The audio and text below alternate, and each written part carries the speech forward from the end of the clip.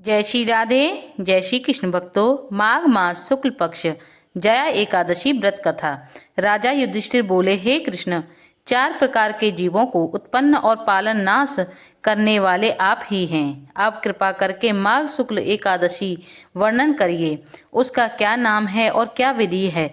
श्री कृष्ण जी बोले, हे राजेंद्र, माघ शुक्ल पक्ष में जया नाम की एकादशी प्रसिद्ध है। वह सब पापों को दूर करने वाली है। उसे मैं कहता हूँ, यह पवित्र एकादशी सब पापों और पिशाच योनियों को नष्ट करने वाली है। इसका व्रत करने से मनुष्यों को प्रेत योनि नहीं मिलती है। हे राज शार्दुल, इसकी सुंदर कथा जो पद्म पुराण में है कही गई है, उसी को मैं सुनाता हूँ। एक समय इंद्र स्वर्ग लोक में राज्य कर रहे थे। देवता उस मनोहर स्थान में सुख से निवास करते और अमृत पान करते थे। अप्सराएं उनका सेवन करती थी। वहाँ कल्प वृक्षों से सुशोभित नंदन वन था।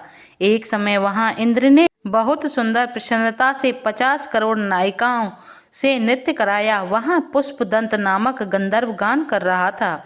चित्रसेन नाम का गंधर्व, उसकी पुत्री मालिनी और चित्रसेन की स्त्री वहाँ आई। मालिनी का पुत्र पुष्पवान और पुष्पवान का पुत्र माल्यवान था। पुष्पवती नाम की गंधर्वी माल्यवान गंधर्व पर मोहित हो गई। कामदेव के पैने बाणों से उसका शरीर घायल हो गया। उसने अपने सुंदर स्वरूप और भाव कटाक्ष से माल्यवान को बस में कर लिया।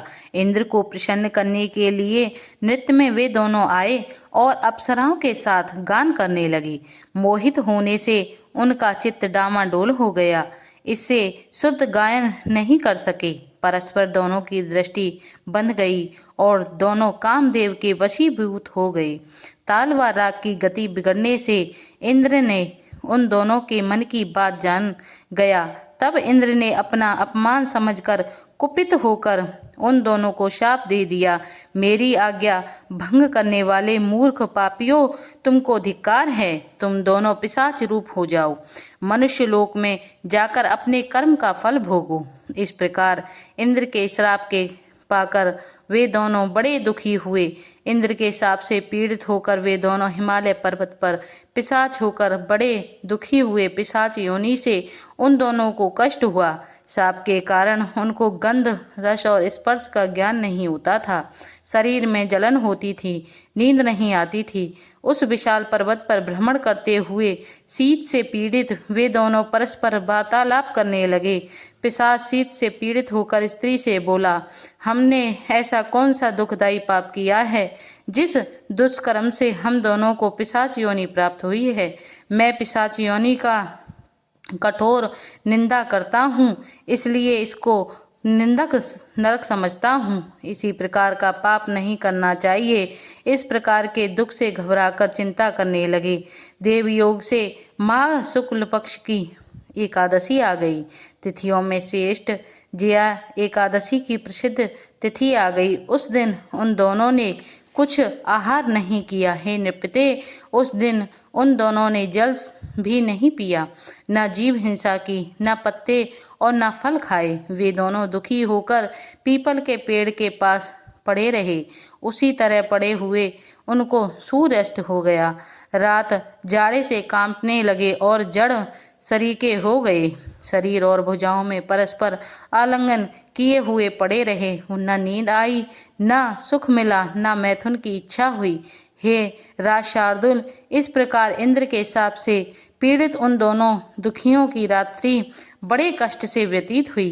परंतु एकादशी के व्रत और रात्रि में जागरण करने से उन दोनों को व्रत के प्रभाव से जो फल मिला उसे सुनो। हे नृपते, जया एकादशी का व्रत करने से और विष्णु के प्रभाव से द्वादशी के दिन दोनों पिशाच योनि से छूट गए। पुष्पवती और माल्यवान पहले की तरह रूपवान, स्नेह युक्त और आभूषणों से सुशोभित हो गए। वे दोनों विमान में बैठ गए। इंद्र के सम्मुख जाकर प्रसन्नता से प्रणाम किया। उनको पहले की तरह देखकर इंद्र को आश्चर्य हुआ। इंद्र बोला कि किस पुण्य के प्रभाव से पिशाच योनि दूर हुई? किस देवता ने तुझको मेरे शाप से छुटकाया? माल्यवान बोला, वासुदेव की कृपा से और जया एकादशी के व्रत से हमारा शाप मोचन हुआ है। फिर इंद्र बोला, एकादशी का व्रत और विष्णु की भक्ति करने से तुम पवित्र हो गए। जो मनुष्य शिव तथा विष्णु की भक्ति में लीन है वे निसंदेह हमारे भी पूज्य और वंदनीय हैं। अब पुष्पवती के साथ स्वर्ग में सुख से विहार करो। हे राजन, इसलिए जया एकादशी का व्रत अवश्य करना चाहिए। जो कोई श्रद्धा और भक्ति से जया एकादशी का व्रत करता है वह करोड़ों कल्प तक वैकुंठ में आनंद करता है। इसके पाठ करने और सुनने से अग्निहोष्ट्रम यज्ञ का फल मिलता है। इस दिन धूप दीप नैवेद्य से विष्णु भगवान की पूजा की जाती है। इस दिन गुंदागिरी के सांठे का सागर लिया जाता है। जय श्री राधे, जय श्री कृष्ण।